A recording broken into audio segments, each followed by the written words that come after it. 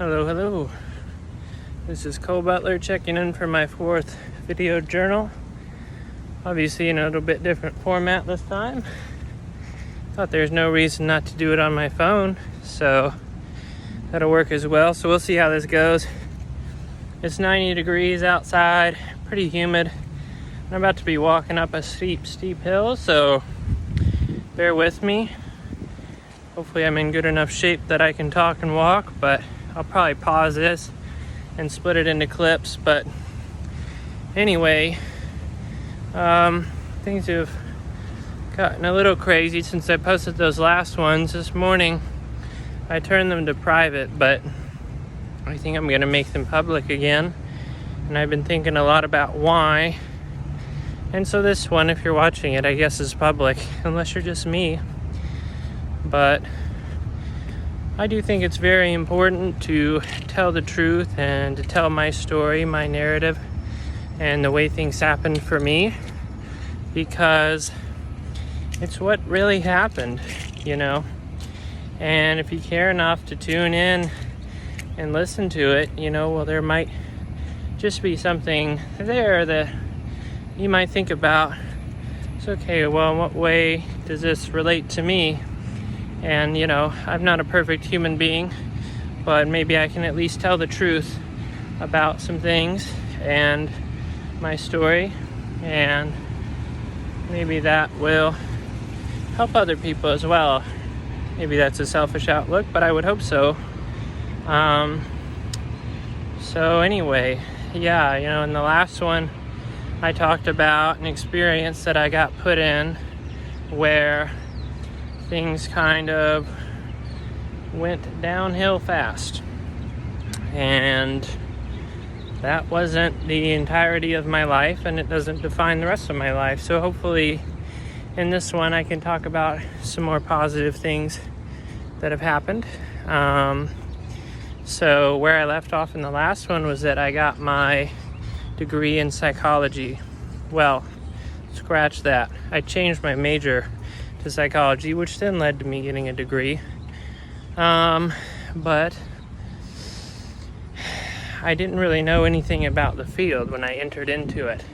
I just knew that I wanted to help people. So after I decided to change my major, I met with this guy with this big bushy mustache who was about to retire, and my ignorant self told him that I wanted to study spiritual psychology. So, I mean, essentially, he just looked at me like, "You're crazy, dude. I don't even know what that is. And nobody's going to take you seriously," but all he had to do was sign the form, and he did. So he did. But I was so late into the semester that I still had to take some other courses that were more like physics. Like I took a course in quantum physics, and I still had mathematics courses to take and foreign language. But I was able to start to get my first actual psychology courses. And in my general psych course, I remember our instructor basically told us about all the different types of psychology. And when he talked about a clinical psychologist, I just knew, okay, that's what I want to do.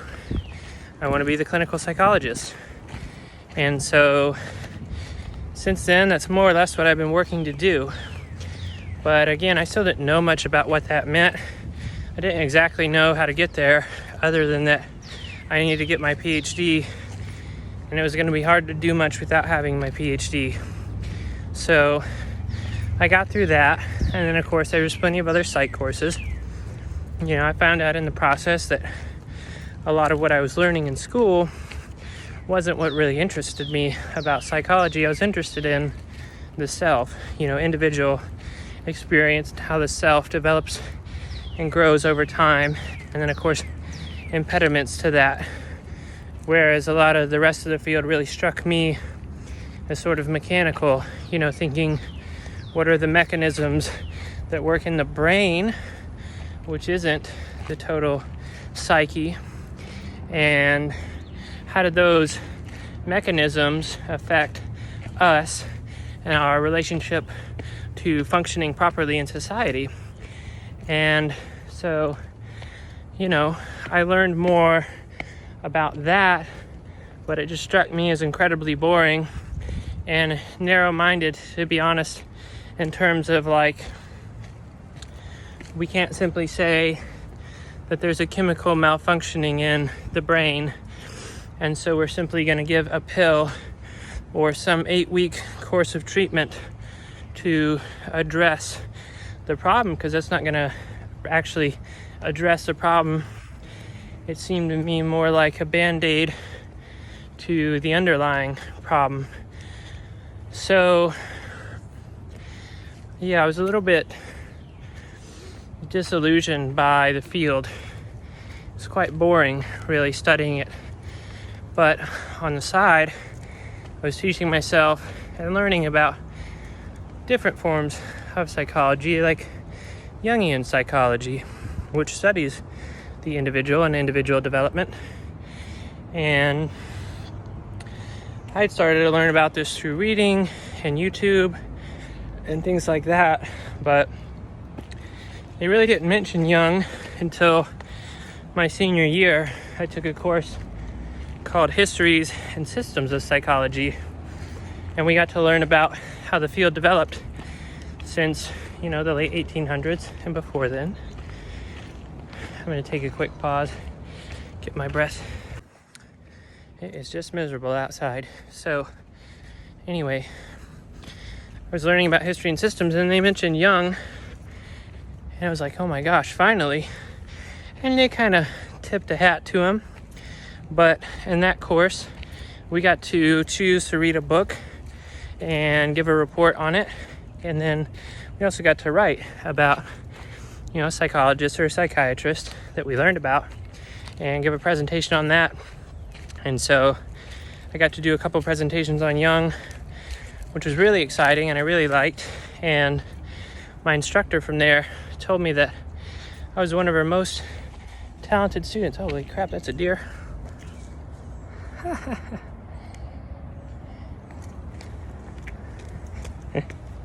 dear. Oh my gosh. And there's a truck coming, so I'm going to pause it again. So anyway, I would say that was the one aspect of psychology that really interested me. And if you look into Jung's work, he's a lot more interested in the unconscious mind, dreams and the role that they play in our life, symbolism, archetypes. If you've ever heard of the collective unconscious or archetypes, those are really Jungian ideas originally. So I thought his work was fascinating, but the field didn't pay much attention to it. So since I switched majors, I wasn't going to be able to get my degree in the standard kind of 4 years. It took me a total of almost 5. So really I was 1 semester short of 5 total semesters, or 5 total years, sorry. But anyway, so I learned just towards the end of that kind of 5-year stretch that if I wanted to be a psychologist, I needed to gain experience in research, which I did not have. And so I looked up research labs at the U of A, and I applied to a neuroscience lab, and they said I needed to be able to commit 1 year, and I could only commit 1 semester, so they told me no, and I was just kind of devastated. Like, oh gosh, what am I going to do now? Well, eventually I got to the point where I was like, all right, well, I just need to try really hard to apply to as many labs as I can and see who responds. So I basically looked at all the clinical psychology faculty and sent at least 11 or 12 of them an email, and ended up in 3 labs. So one of the people was Dr. Alex Stopp. He's been a great help and inspiration to me, and he ran a dissemination and implementation science lab, which I joined in summer 2018 as a volunteer. And this is about to get very, very steep, so you probably can't tell, but let me pause it because I'm just not going to be able to talk and walk this section. Okay, actually, I decided to go on the easier section. So this is called Ortel Trail that I'm on here in Hot Springs.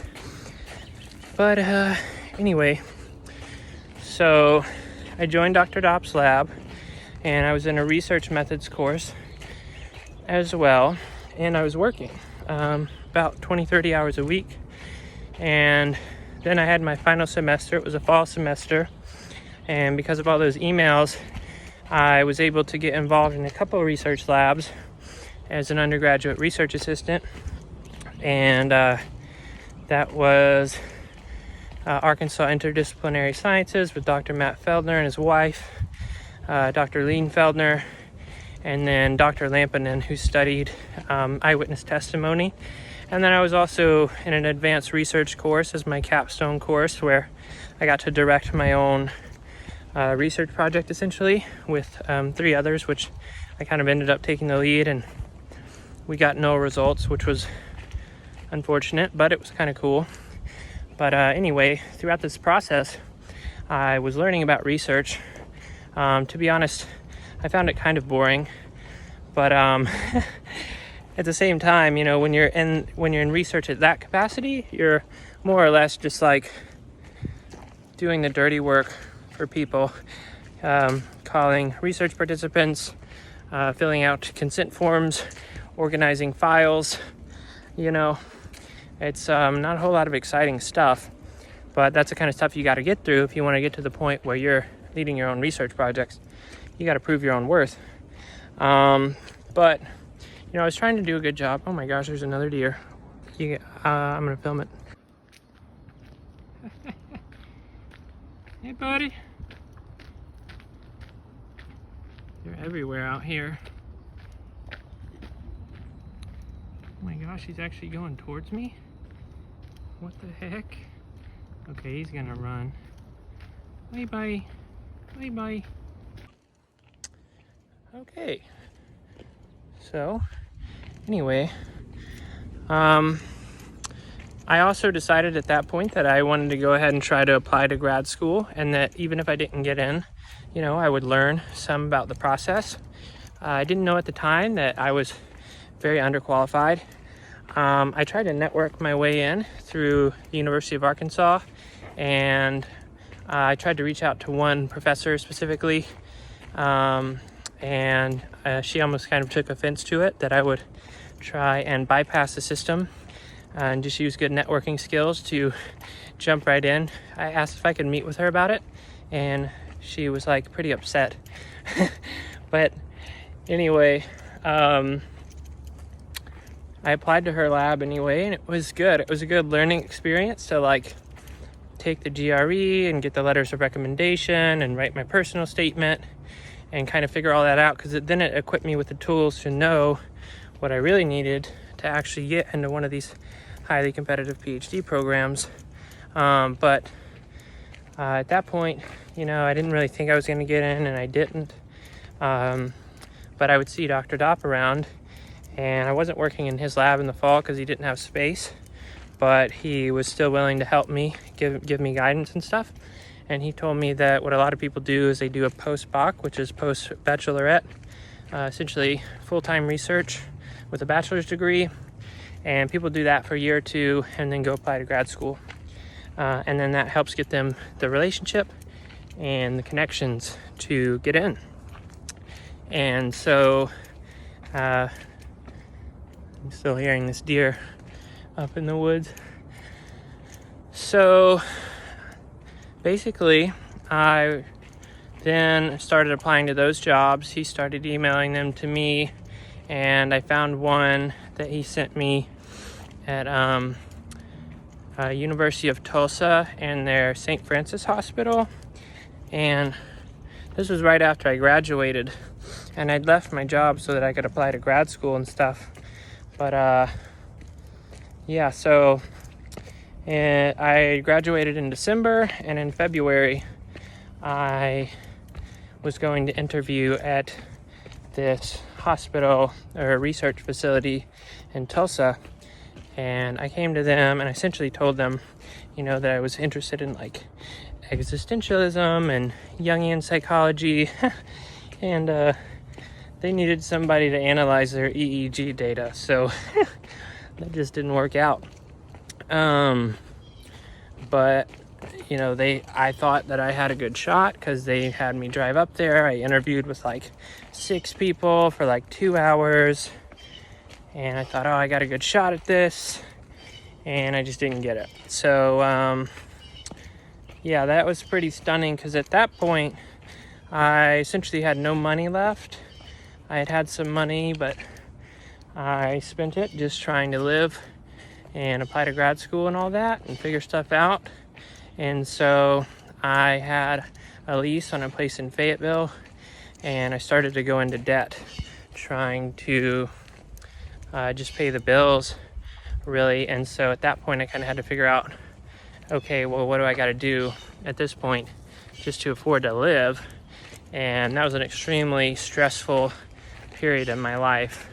So I just started applying to a bunch of places. It took me 3 months to get a job, but essentially Dr. Dopp had reached out because he needed somebody to help fill in managing the lab for 3 months. And so at that point, I actually stepped into what would be like a graduate level position, because normally that's done by a grad student. They do it like 10 hours a week to earn extra money to be able to afford to live while they're in grad school. And essentially it paid pretty well, but it was only 10 hours a week, and it was a great experience. It was largely administrative stuff, just managing the lab. I mean, one of the things I got to do was lead the lab meetings, which was great.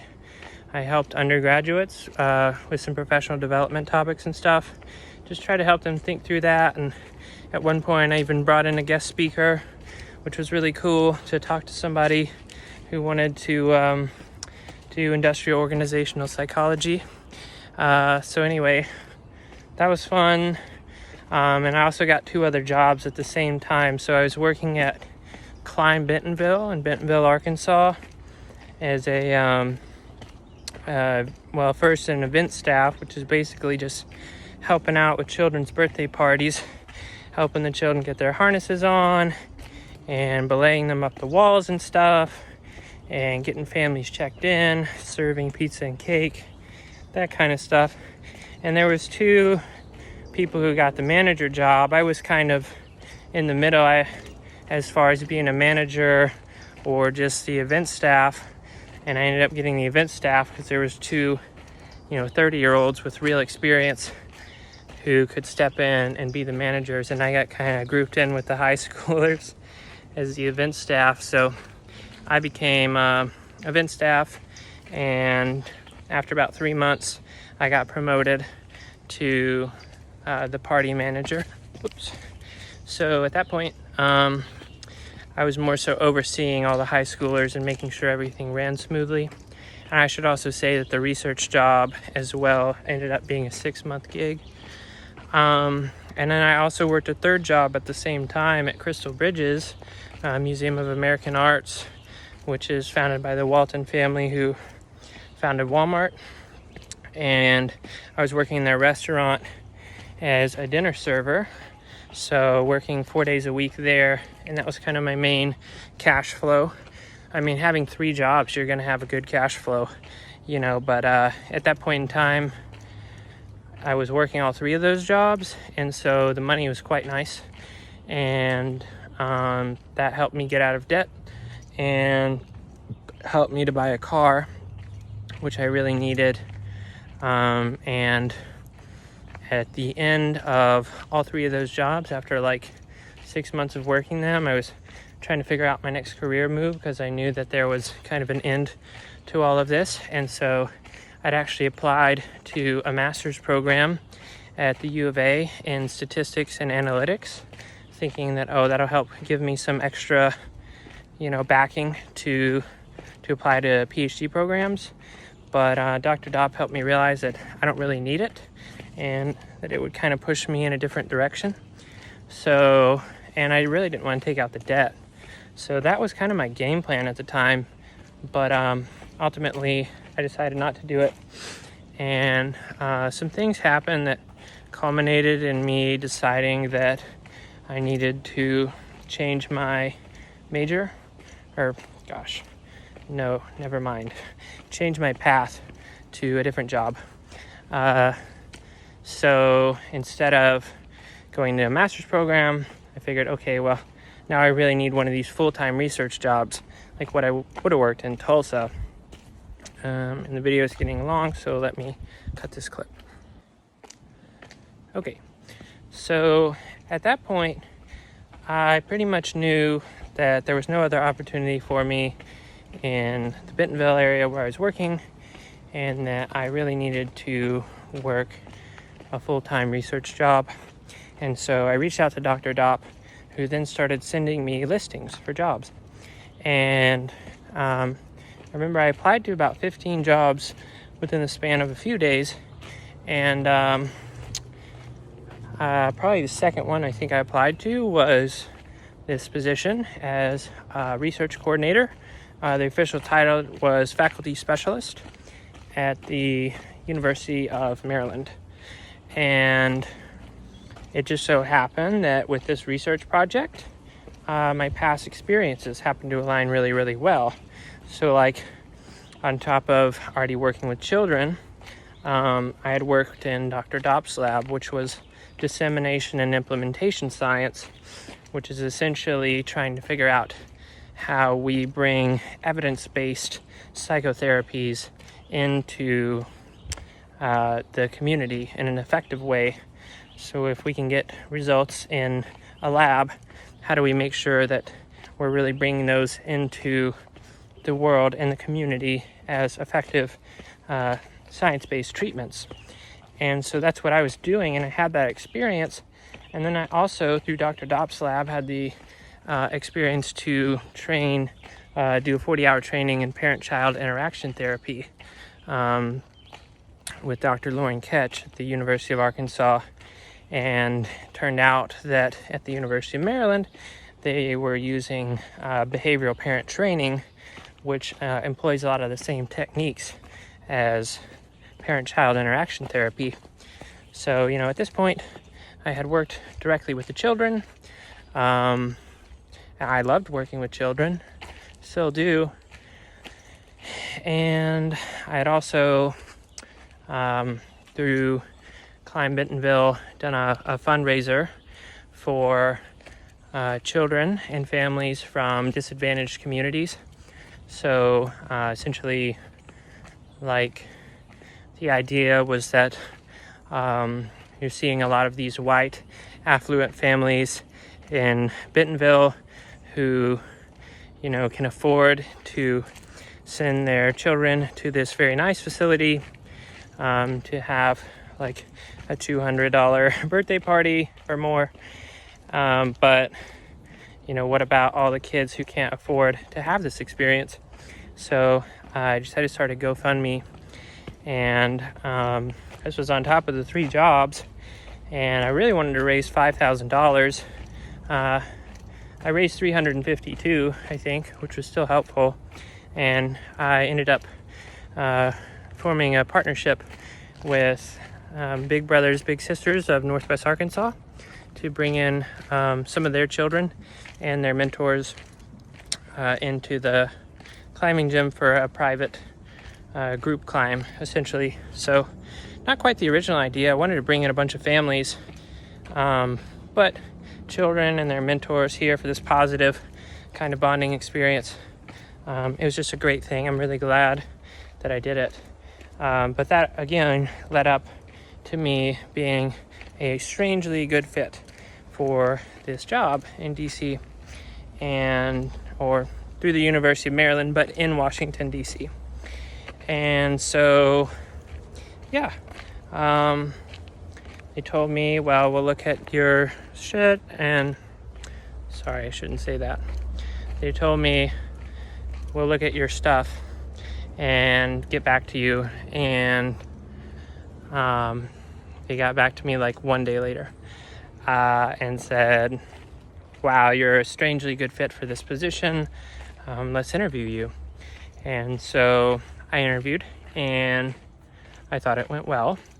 And turns out I was like one of their top applicants. And so, yeah, essentially, everything went really well. And then I was just kind of waiting to hear, and I got the job offer. At that point, they offered to give me $38,000, which these jobs really only pay like mid-30s, because even though it's with a bachelor's, because people will work them for very, very, very little money to make themselves competitive enough to get into one of the PhD programs. So, 38 for that area was actually not even enough to afford to live. And so I had data that I'd been collecting on my budget. I had Excel spreadsheets with my budget, and I looked at the pricing and the cost of living and everything up there and found out, dang, I'm not going to be able to afford to live here on 38. So I negotiated up to 42,000, and they were able to make it happen. And I signed the contract, and then I left, and I moved. And I originally lived in Silver Spring, Maryland. Had a 2-bed, 2-bath apartment there, and that's where I started the job. So just to kind of tie it up here, I'm probably going to end it shortly because I want to leave the whole University of Maryland thing as its own video. But yeah, essentially